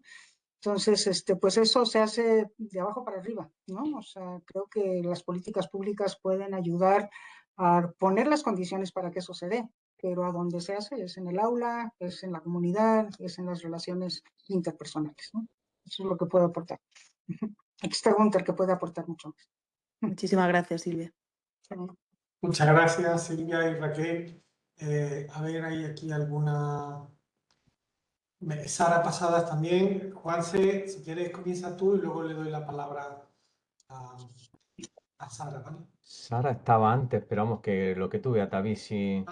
Yo es que la acabo de ver ahora mismo. No sé, como no tengo abierto el chat en todo momento, sino que lo voy abriendo cuando veo que me llega un mensaje. De todas formas, poneros de acuerdo y por mi parte como veáis. Sara, que te he visto que has pedido la palabra antes. Yo por mi parte... Sí. Sara. Sí, vale. Muchas gracias, Silvia. Ha sido un seminario, un taller interesantísimo. Y quería agradecerte pues todo tu conocimiento y todo lo que nos has contado. Quería saber también tu opinión sobre un tema que tiene un poco que ver con quizá esa reversión que se está produciendo en el tema de género en educación en algunos países. O sea, yo creo que a nivel global, indudablemente, y las chicas en general siguen estando por detrás, digamos, y siguen teniendo problemas, sobre todo en aquellos países donde el acceso todavía no está garantizado en igualdad para toda la población. pero vemos también que en países donde ese acceso sí está garantizado y también como consecuencia del éxito de las políticas feministas de los últimos años, la mayoría de las brechas no solamente han desaparecido, sino que en muchos casos se están revirtiendo, ¿no? Entonces quería saber un poco cuál es tu opinión al respecto y qué deberíamos hacer en este caso, ¿no? Porque, por ejemplo, por poner un poco en contexto, datos de España, pues tenemos, por ejemplo, que los chicos son un 62% de quienes abandonan de manera temprana la educación, son un 60% de quienes repiten, son un 43% de quienes se matriculan en la universidad, es decir, un 57% de chicas universitarias frente a un 43% de chicos universitarios. Y también en cuanto a las carreras, al menos en España, me consta que en otros países también, ya solamente están por detrás las chicas en las carreras de ingeniería y arquitectura, porque incluso en las carreras científicas ya se han igualado, ¿no? Ya esa brecha se ha reducido, ha desaparecido, ¿no? Entonces, bueno, quería saber un poco cuál es tu opinión a este respecto, porque creo que estas diferencias también están generando problemas, ¿no? Y están en la base también de otras brechas que estamos viendo, por ejemplo, en la ideología, ¿no? La diferencia que hay brutal entre el posicionamiento ideológico de chicas y chicas jóvenes, ¿no? Este era un poco plantearte este tema y cuál es tu opinión al respecto. Muchas gracias. Híjole, pues sí, muy interesante tu pregunta. La verdad no tengo una respuesta. Lo que pasa en España también pasa en América Latina en términos generales, menos en las comunidades indígenas, donde todavía es al revés, ¿no? Pero sí, o sea, las mujeres están, y en términos de aprendizaje también, ¿no? O sea, también están en niveles siempre superiores, las mujeres quizás menos en matemáticas, donde todavía los hombres tienen cierta ventaja o hay una igualación, Sí. pero también ahí. Y bueno, mi opinión es que el problema es de equidad de género, ¿no? Entonces, si tenemos una inequidad revertida, pues nos tenemos que cuestionar por qué y tenemos que tratar de atenderla, ¿no? Y bueno, a mí me parece que sí hay algo ahí en la manera como está estructurada la educación que repele más a los niños que a las niñas en estos países, como tú has dicho, no en todos, ¿no? Pero que los repele más y que resultan cosas para ellos mucho más atractivas que están fuera de la escuela que para ellas, ¿no? Y entonces la posibilidad de permanencia y de aprendizaje, la estructura de la disciplina también que impone la escuela es algo a lo que están respondiendo mejor las mujeres que los hombres, ¿no? Entonces, ahí yo creo que hay un cuestionamiento sobre las formas con las que opera el sistema educativo, también yo creo que sobre los contenidos, pero sobre todo sobre las formas está haciendo este cuestionamiento de por qué estamos siendo tan poco relevantes, ¿no? Para los varones, sobre todo la educación media superior para arriba. Entonces sí, me parece que el reto es la equidad de género, por un lado para otro, ¿no? Y que sí lo tenemos y que tenemos que pues, tratar de empezar a comprenderlo porque no lo comprendemos. O sea, todos nuestros estudios habían sido al revés, entonces ahora tenemos que empezar a tratar de explicarnos por qué ahí se está revirtiendo el asunto, como tú dices, en estos contextos como muy especiales. Lo que sí parece que no se está revirtiendo todavía, pues son, digamos, como que las demás inequidades de género, ¿no? Y Sí. tampoco las estructuras patriarcales y tampoco la violencia, ¿no? Eso sigue permaneciendo contra las mujeres y bueno, eso que no se nos olvide que por las estadísticas que las favorecen, que no se nos olvide que también las otras cosas están sucediendo y que también ahí pues hay, por eso siempre hablo de inequidad, o sea, hay que luchar por la equidad y contra la violencia, las dos cosas, ¿no? Y contra el patriarcado, entonces, porque sí son dos cosas distintas, ¿no? Justo ahora se están identificando como tales. Hasta ahí te puedo responder nomás. Muchas gracias. Muchas gracias, Silvia, y muchas gracias, Sara. Juanse, ahora sí, ¿no? Sí, ahora sí, hombre. Bueno, pues muchas gracias, David, y nada, encantado de haberte escuchado, Silvia. Y bueno, era simplemente una anotación porque bastante de los que estamos por aquí, por los que yo conozco, somos docentes de los futuros maestros y maestras, ¿no? En distintas titulaciones, ¿no? Y la verdad es que nos vemos en más de una ocasión en el brete, pues te da la asignatura de Sociología de la Educación, algunos sitios la llamamos Sociología de la Educación y de la Familia, bueno, en las distintas versiones en distintas universidades. Pero lo que yo quería referir es la dificultad, al menos, yo llevo más de 30 años dando clase, ¿no? Cada vez más difícil de acercar conceptos, macroconceptos como este de sistema educativo a la generación de futuros maestros y maestras. Y no solamente acercarle estos macroconceptos, sistema educativo, incluso patriarcado, inequidad, etcétera, ¿no? O, o de justicia social, etcétera. Todos estos conceptos que son cada vez más complejos aproximarlos, sino además aproximarlos de una manera crítica. Es decir, que sean capaces de hacer una reflexión crítica sobre, pues, sobre el sistema educativo o los contenidos que ofrecen, qué es lo que transmiten, qué valores transmiten, etcétera, ¿no?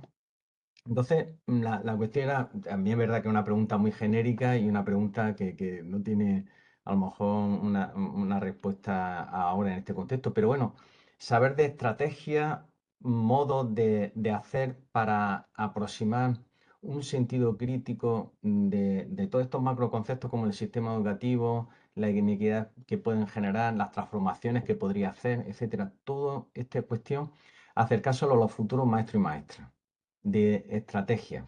Reconozco, Silvia, que es una pregunta genérica, pero como es un reto que vivimos los docentes, pues te lo quería trasladar también a la hora de poder reflexionar sobre esta cuestión. No sé si Mira, me he explicado. Y nada, las gracias por adelantado, ¿eh? muy interesante. No, jamás me había planteado esa pregunta. No he tenido nunca la oportunidad de formar docentes porque tú sabes que en México los docentes se forman en las normales, no en las universidades, ¿no? Entonces, a lo mejor por eso no me había yo planteado ese asunto. Sí, sí, curiosamente, con poblaciones indígenas, ¿no? Que también tienen muchísima dificultad para los conceptos, ¿no? Los conceptos abstractos de cualquier tipo, científicos, lo que sea, tienen muchísima dificultad para comprenderlos y me acuerdo mucho de una tesis de una alumna de la Ibero que estudió a los celtales en su capacidad de conceptualizar, de abstraer, porque ella tenía este asunto de que pues no conceptualizaban, ¿no? Y entonces empezó a trabajar con ellos y se dio cuenta que lo que pasa es que sus formas de abstraer son distintas. O sea, no es la conceptualización, sino es la metáfora, ¿no? Entonces ella dice, los indígenas abstraen con metáforas, ¿no? Entonces son buenísimos para la poesía y son buenísimos para la literatura, y oral, ¿no? O sea, también de la cultura oral, pero ahí utilizan muchísimos simbolismos, por ejemplo, ¿no? Entonces, pues a lo mejor, y eso nada más lo digo porque se me ocurrió ahorita que planteaste la pregunta, pues la estrategia tendría que ser como estos ejercicios como graduales de abstracción, ¿no? Partir de lo concreto, partir de problemas que suceden en el aula todos los días o que ellos viven en su cotidianidad y que se identifican como problemas y tratar como de clasificar, ¿no? O de agrupar y de lograr niveles de abstracción graduales, ¿no? No sé, se me ocurre, no sé si estás pensando en por qué hay bullying en la escuela, ¿no? El bullying en la escuela, pues es algo que estos que ya están en prácticas lo tendrán que haber observado, ¿no? Entonces, bueno, a ver, ¿por qué? ¿Y solamente hay bullying en la escuela o qué pasa en las calles o qué pasa en las familias? Y eso, ¿cómo se puede llamar eso que está pasando, ¿no? Pues a lo mejor violencia, ¿no? Entonces, bueno, y violencia, que pues ya es un concepto, ya empezamos a conceptualizar así. Creo que esa es la manera de hacerlo con quienes no están acostumbrados a conceptualizar, ¿no? Incluso hay un problema lingüístico ahí importante, porque también me acuerdo que en el caso de los programas de doble inmersión en Nueva York, las maestras de doble inmersión eran maestras puertorriqueñas o dominicanas que hablaban perfecto español en su casa, ¿no? Y entonces podían enseñar a los niños español en la escuela, pero solamente hasta cuarto grado. Ya en quinto grado que empezaban los conceptos, ya empezaban las operaciones formales y empezaban los conceptos, ya les costaba mucho trabajo, ¿no? Entonces la doble inmersión en Nueva York no pudo seguir, digamos, hacia el quinto o sexto grado y en adelante, por eso, ¿no? Porque había una dificultad de conceptualizar en la lengua conceptualizar académicamente en la lengua. Entonces, sí creo que se necesitan estrategias didácticas para eso que implican cierta gradualidad, que parta de lo concreto, no, o sea, no se me ocurre de otra manera, ¿no? Que parta de lo concreto y vaya gradualmente logrando abstraer para llegar al concepto, ¿no? Y llegar críticamente a él, como tú dices, pero es una súper pregunta, ¿no? Es una pregunta, pues de cuestiones cognitivas, ¿sí? Vale, muchas gracias, Silvia. Muchas gracias. David, Gracias a los dos. Sí, Gunther, tienes levantada la mano, ¿verdad? y tenemos aquí una pregunta de parte de Yotzi Nava, si te acercas al micrófono y a la cámara. Sí, sí. Aquí tenés. Ahí estoy, ya me vi. Hola, buenos días. Soy Hola. Yoltzi Nava. ¿Qué tal? Estoy estudiando el doctorado en investigación educativa en el 4º semestre y prácticamente yo estoy trabajando con población indígena que se está integrando a estos procesos en los que se construye la política educativa, o por lo menos se intenta incidir en el diseño ya más de modelos educativos para la población indígena. Pero es una minoría y son personas muy poquititas que quizá ya tienen un posgrado, ¿no? Población indígena que salió de sus comunidades, que muchas veces ya ni siquiera vive en las comunidades, sino que viven en las ciudades como aquí en Jalapa. Entonces, y que a veces participan también en procesos de consulta, como aquí en Veracruz se realizó una consulta que tenía que ver con temas en materia de educación, pero fueron bien poquitos invitados a justo a la consulta de educación y más a la consulta de buen gobierno, ¿no? Entonces, hace ratito que usted hablaba acerca de transversalizar temas como la interculturalidad y otras cosas, yo me preguntaba qué pasaría, porque finalmente somos tan poquitos y todo se queda, digamos, en la consulta, ¿no? ¿Qué elementos tendría que haber, digamos, de base para que las voces de los pueblos originarios no se queden solo en la consulta, ni tampoco se queden solo en esas poquitas personas que se logran colar, ¿no? Ya sea porque hay un sistema de cuotas que dice, pues hay que contratar 5 personas indígenas en este lugar, ¿no? ¿Cómo podría pasarse a eso, a que de verdad se materialice en una política educativa? Y no solo eso, también que suba a volverse política pública, ¿no? Porque hay muchísimas otras cosas que no se consideran en el tema de salud, en el tema de buen gobierno y demás. Entonces, esa sería como mi pregunta, ¿qué elementos tendrían que existir de base o que se tendrían que ir fomentando que existan, ¿no? Para poder tener una participación no solo activa, que creo que ya la hay, que es muy poquita, pero ya la hay, sino que de verdad sea escuchada. Gracias. Híjole, sí, bien importante lo que estás diciendo. Mira, yo un poco cuando se crearon las universidades interculturales, pues uno de los propósitos era que se diseñaran junto con los pueblos indígenas, ¿no? Que el diseño fuera muy participado. Y desgraciadamente no encontramos esto que tú dices, o sea, las personas, ¿no? Individuos que tenían algún interés especial o alguna formación superior o no sé qué, que sí participaron, pero lo que no encontramos fueron los grupos organizados suficientemente fuertes en la articulación de sus demandas como para poder hacer explícita pues esta participación, para poder realmente participar en un diseño.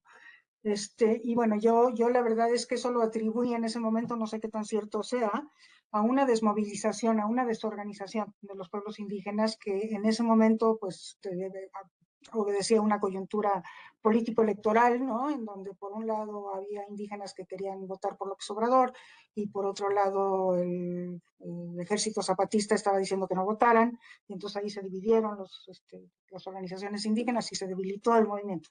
Pero bueno, finalmente, a ver, yo creo que estas personas que tú mencionas son absolutamente claves, ¿no? Son absolutamente claves, son los cuadros, son las bisagras, digamos, entre el conocer lo que está pasando aquí arriba y lo que se necesita y conocer lo que está pasando allá abajo, ¿no? Son el eslabón de comunicación, ¿no?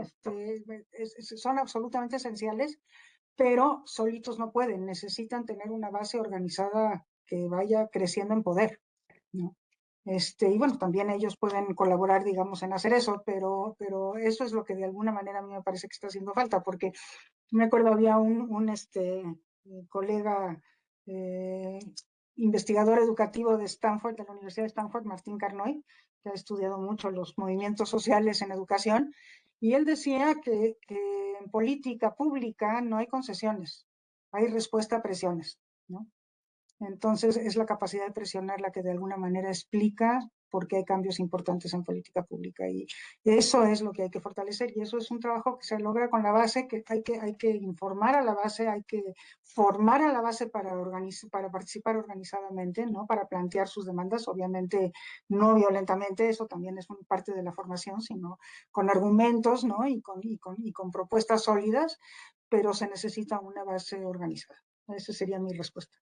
Donde los cuadros estos que tú dices son absolutamente claves, pero tienen que asumir que esa también es parte de su función.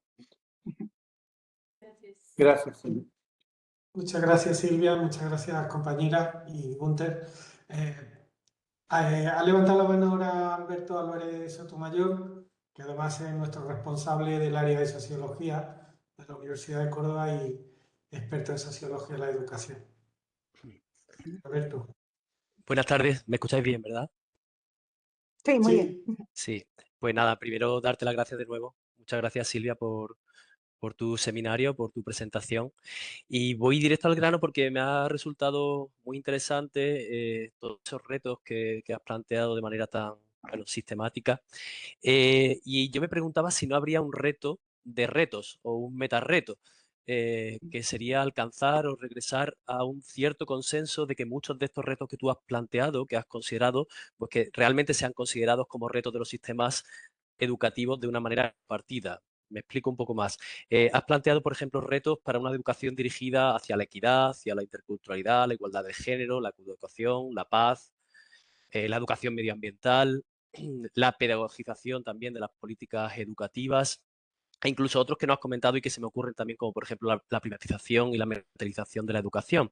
Pero claro, en un mundo de creciente polarización y de creciente polarización también en la visión que se tiene sobre la educación y sobre los retos de la educación, que no olvidemos que esto no deja de ser una posición también ideológica. En este mundo crecen también y están creciendo y ganando terreno los discursos bueno, que reniegan por completo de estos retos. Y no solamente discursos, sino las políticas educativas que estamos viendo ya en determinados países, en determinados contextos nacionales, Estados Unidos, Argentina, en determinadas regiones de Europa, por supuesto, también. Políticas educativas que están orientadas en un sentido contrario, en un sentido opuesto a estos retos que él plantea. Entonces, claro, son cuestiones, muchas de ellas, que en mayor o menor medida habían sido ya pasos que se habían dado, que se habían conquistado, al menos en el plano discursivo, en muchos países, en muchos contextos, y en muchos contextos también en el plano de la política educativa. Así que mi pregunta, observación es esta. No sé cómo percibes tú este reto de retos, este metarreto de volver a que se legitime y que haya un mínimo consenso con respecto a algunas de estas cuestiones que tú planteabas en un contexto, en los tiempos en los que vivimos, de radicalización, de creciente terreno ganado por la extrema derecha y de creciente polarización también. Muchas gracias. Sí, yo creo que planteas un asunto sumamente grave, porque a lo que tú acabas de decir yo añadiría, digamos que para mí las organizaciones internacionales en general, la UNESCO en particular, pues son las que han mantenido el consenso, yo creo, ¿no? O sea, los que han tratado de mantener este consenso, de esta visión que yo llamé optimista, ¿no? De que la educación sí puede transformar, y bueno, pues es la que produce estos documentos de educación para la paz, las Naciones Unidas mismas, que tienen los objetivos del desarrollo sostenible, y en fin, ¿no?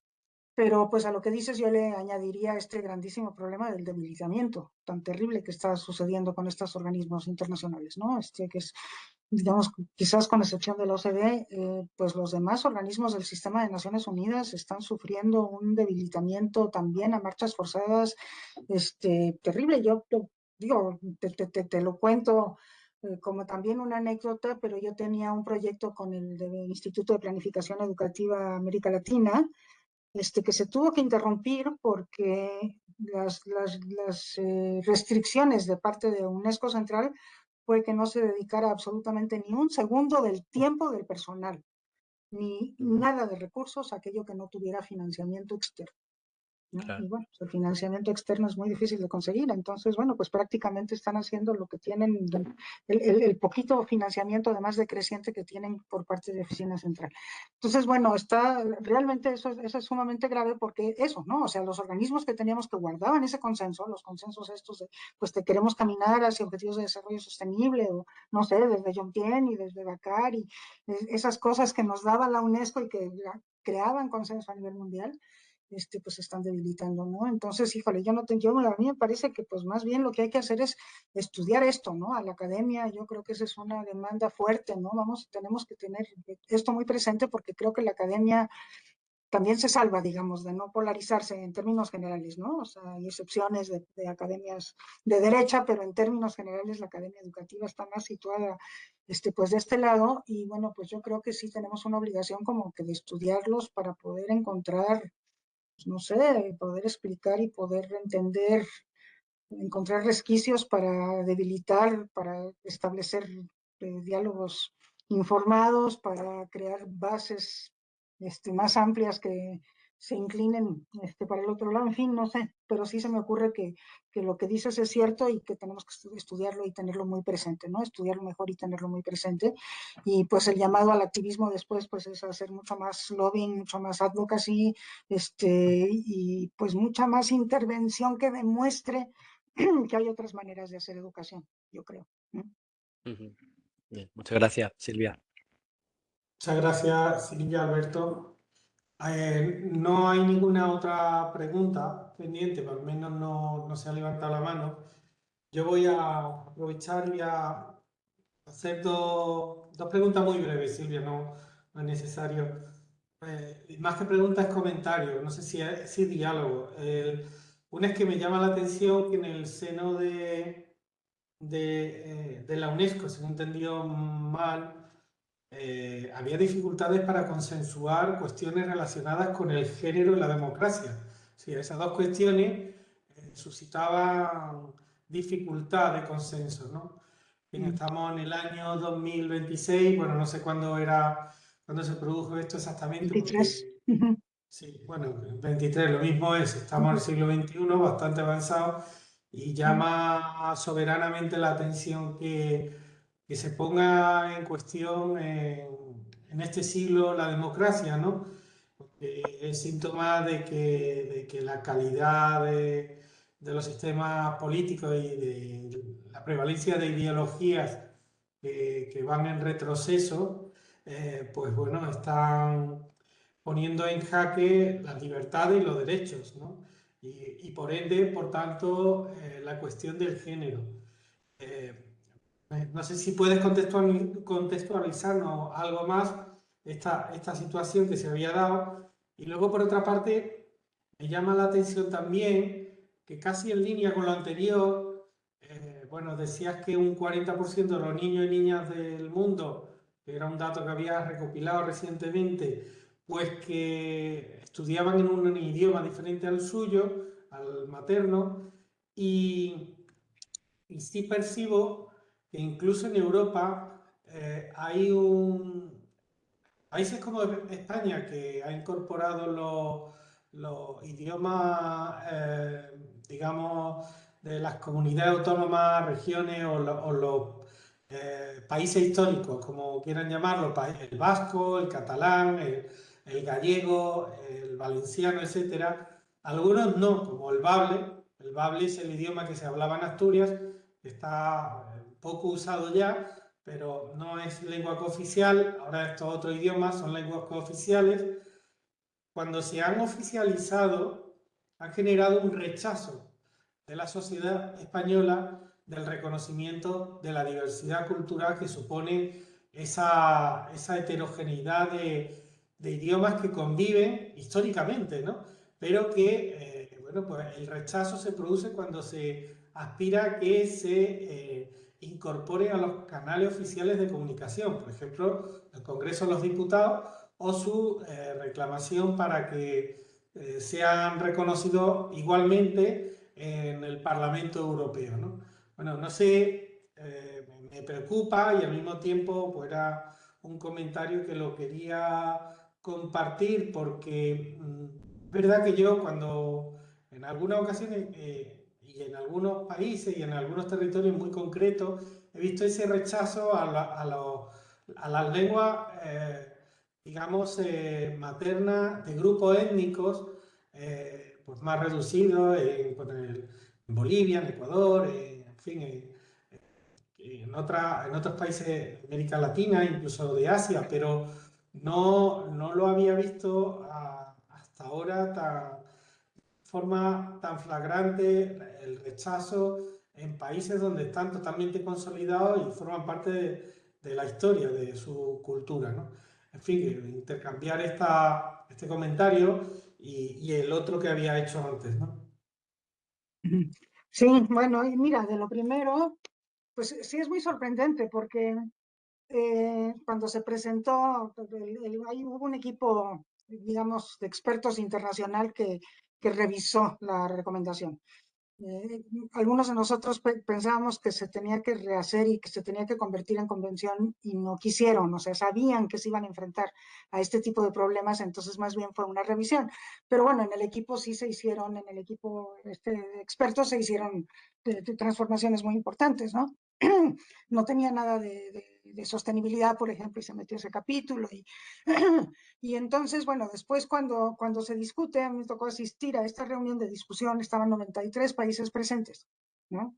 Y entonces era una cosa sumamente aburrida porque el 90% de la discusión fue si le quitamos la coma, le ponemos la coma, o le ponemos un sinónimo, esa palabra no me gusta, o sea, era así, o sea, todo, pero el 10% eran estas discusiones pero realmente aguerridas, ¿no? Acerca de la democracia y el género. Con el género más con los países árabes, ¿no?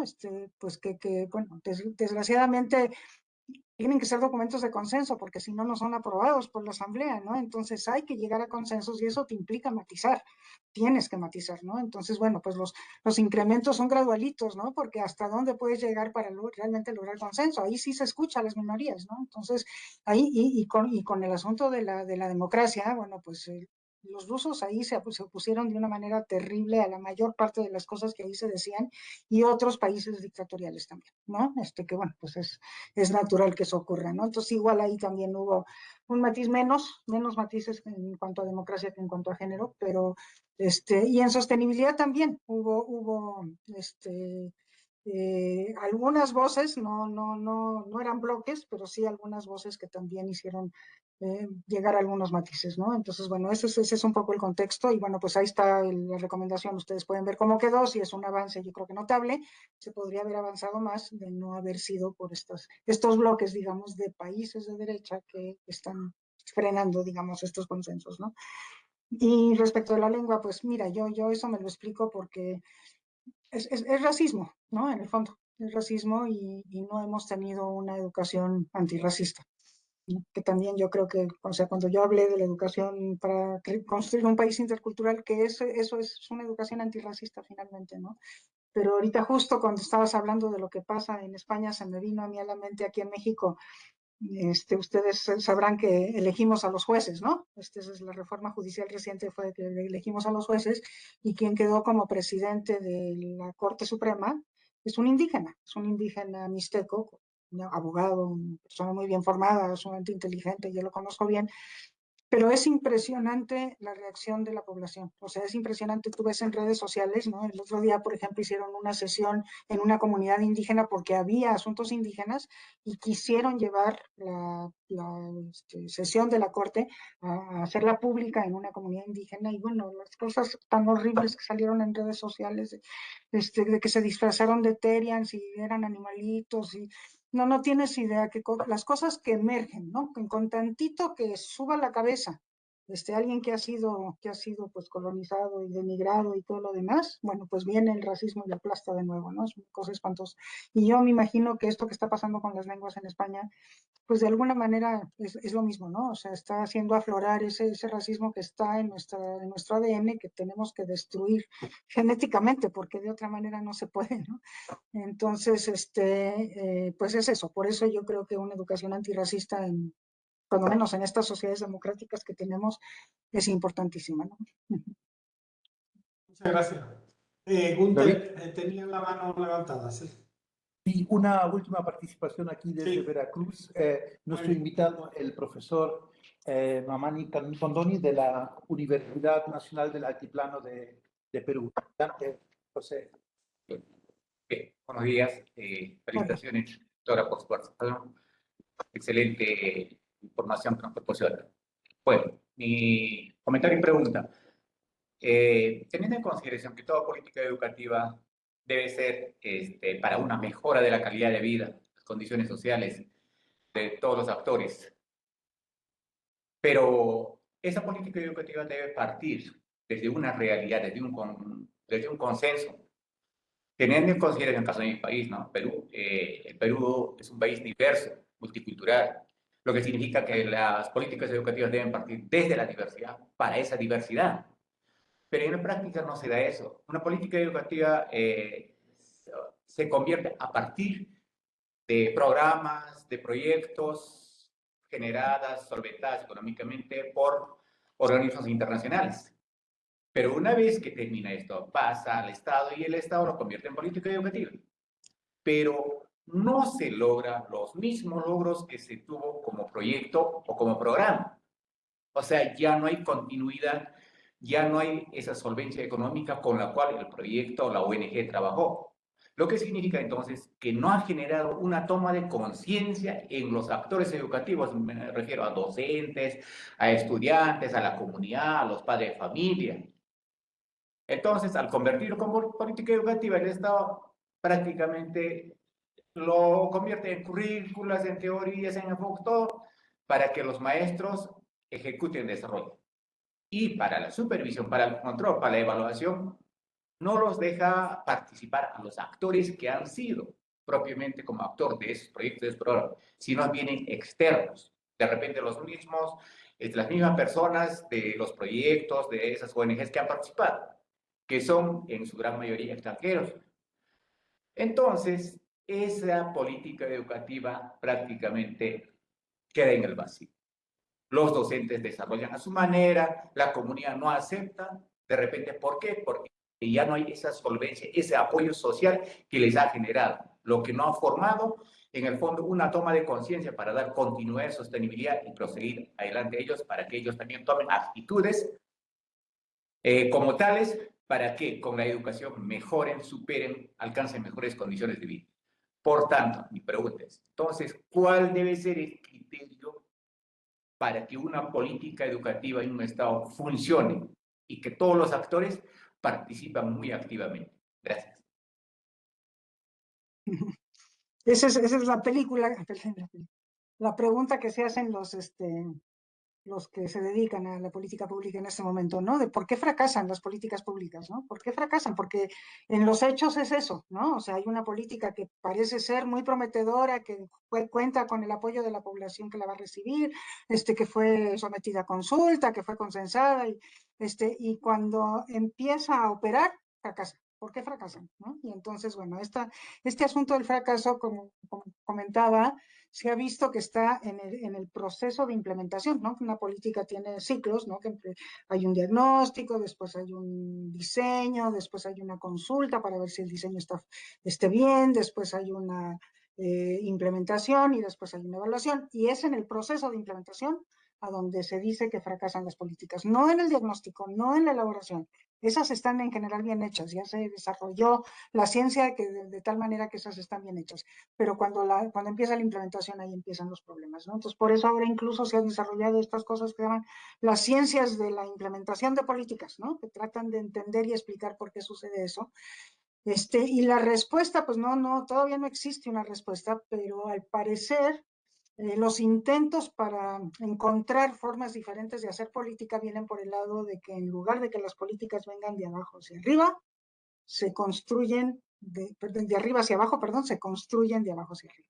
Entonces, empiezan en chiquito y van creciendo desde abajo, de manera que esas adhesiones, digamos, a la política y esos consensos que se van logrando, se vayan generando su propio crecimiento, pero un crecimiento intencionado, un crecimiento diseñado, ¿no? Con el apoyo, obviamente, de arriba, ¿no? Pero el proceso mismo de implementación empieza desde abajo.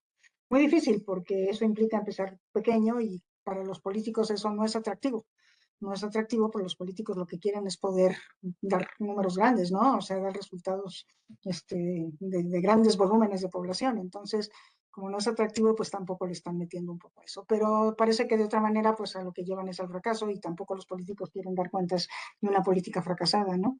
Entonces, pero esto de abajo hacia arriba cobra sentido, sobre todo si pensamos en la descentralización y también en la descentralización de las políticas públicas y las políticas educativas.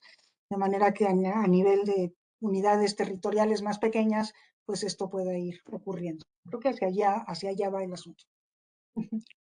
Muchas gracias, Silvia. Muchas gracias, profesor. Voy a dar, con vuestro permiso, la última palabra, porque han transcurrido 2 horas y es un tiempo ya bastante dilatado. Y por tanto, bueno, va a intervenir un profesor, Miguel Ángel Lozano, que había pedido la palabra antes, y con esto concluimos y ya saludamos. Miguel Ángel Lozano es compañero del área de Sociología de la Universidad de Córdoba y docente en el grado de Educación. Miguel Ángel, por favor. Sí, perdona que lo primero es darle las gracias a Silvia por el seminario y también a los organizadores. Yo lo que voy a hacer es más un comentario que una pregunta, pero la pregunta que hay es si es una cuestión muy particular que yo me he encontrado o si está más generalizado. Y es a raíz de otras intervenciones que he escuchado. Yo pongo un poco en contexto rápidamente, yo hice mi tesis sobre Marruecos, o en Marruecos, sobre educación. Y una de las cosas que cuantitativamente llamó rápidamente la atención es que en la cuestión de género, en las zonas rurales, el rendimiento y el nivel de estudio alcanzado por los chicos eran más altos que el de las chicas. Pero en la zona urbana, sobre todo en Tánger y en Tetuán, porque era al norte, pasaba al contrario. Ya las chicas tenían mayor rendimiento que los chicos. Claro, en cuanto entras en el trabajo de campo cualitativo, te das cuenta que de la zona rural a la urbana desaparecen barreras explícitas, muy manifiestas, pero que se mantienen barreras latentes que, aunque son patriarcales, benefician el rendimiento escolar de las chicas. Y me explico. Yo me he encontrado bastantes respuestas de no dejo seguir estudiando a mi hija porque se tendría que ir a la ciudad, cosa que al hijo sí le dejo ir al pueblo más grande o a la ciudad a estudiar. Por lo tanto, te encontraba esa barrera manifiesta. Pero luego, y esto está muy en línea a lo que ya Maccoby investigó en su época, en la ciudad las chicas tenían un control que era patriarcal, pero que se volvía muy operativo a la hora de poder estudiar. De hecho, la mayoría de inmigrantes menores de edad son chicos, perjudicándoles en ese proyecto de vida, no desde posturas de protección a las políticas o perspectivas de género, sino como propio resultado de visiones y posiciones patriarcales, acaban a los chicos poniéndolos en situaciones mucho más de riesgo.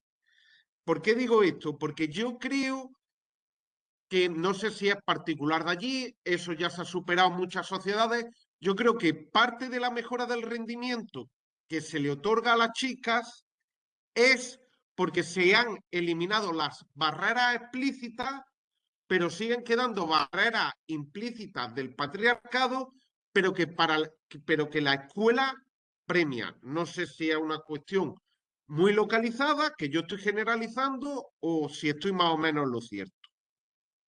Sí, no, yo creo que lo que dices es más o menos generalizado, cuando menos te lo digo por lo que conozco de México, pero yo creo que así es. O sea, en términos generales, los pueblos rurales y los pueblos indígenas la educación favorece a los varones, pero en las ciudades la educación favorece a las mujeres. Desde luego que son muchas menos las mujeres rurales e indígenas que han migrado a la ciudad, a donde pueden resultar favorecidas por la educación. Eso también es bien cierto, que quienes emigran son los hombres, ¿no? Cuando creamos las universidades interculturales, las primeras que fueron en zonas rurales, lo primero que nos sorprendió es que la matrícula era 66% femenina, la primera matrícula. Y cuando nos metimos a ver por qué era 66% femenina, lo que nos dimos cuenta es eso que acabas de decir, o sea, a los hombres los mandaban fuera, o a estudiar o a trabajar, pero los hombres eran los que salían. Las mujeres no tenían permiso de salir, entonces si la universidad estaba ahí, pues era mucho más probable que sí siguieran estudiando y representaban la mayoría, ¿no? Entonces creo que es un fenómeno generalizado. Desde luego que las barreras otras permanecen. Eso yo creo que sí, permanecen no solamente del lado de la familia, que a lo mejor estando más lejana, no influye tanto, sino del lado de la propia estructura escolar, ¿no? Y claro, eso se manifiesta en otro tipo de cuestiones, en la forma como participan, en las iniciativas que pueden tomar, en las oportunidades que se les dan de prácticas, por ejemplo, de prácticas laborales o de prácticas de servicio social, ¿no? Ahí es en donde se manifiestan esas trabas, ¿no? Que todavía son, como tú dices, patriarcales. Muchas Vale, gracias, muchas gracias. Miguel Ángel, por la pregunta, Silvia. Y bueno, con esto vamos a despedirnos. Te agradecemos muchísimo tu tiempo y la dedicación que ha hecho a todas las personas que hemos asistido aquí, tanto en el aulario en el que está Gunther, como online, las personas que estamos desde España. Silvia, ya me pondré en contacto contigo para algunas cuestiones logísticas y bueno, deciros que toda esta intervención de hoy lo editaremos en nuestro canal de YouTube del programa de doctorado junto al resto de las conferencias que forman parte del ciclo y nada más, estamos en contacto y por si os interesara a futuro os trasladaremos las demás conferencias que hay previstas en los próximos meses. Un Muy bien, saludo pues a todos. yo por mi parte también agradezco mucho la invitación y un intercambio muy rico. Muchísimas gracias, Gunther, por incluirme, invitarme. Hasta luego a todos. Adiós. Muchas Hasta luego. gracias. Adiós, Hasta gracias. luego.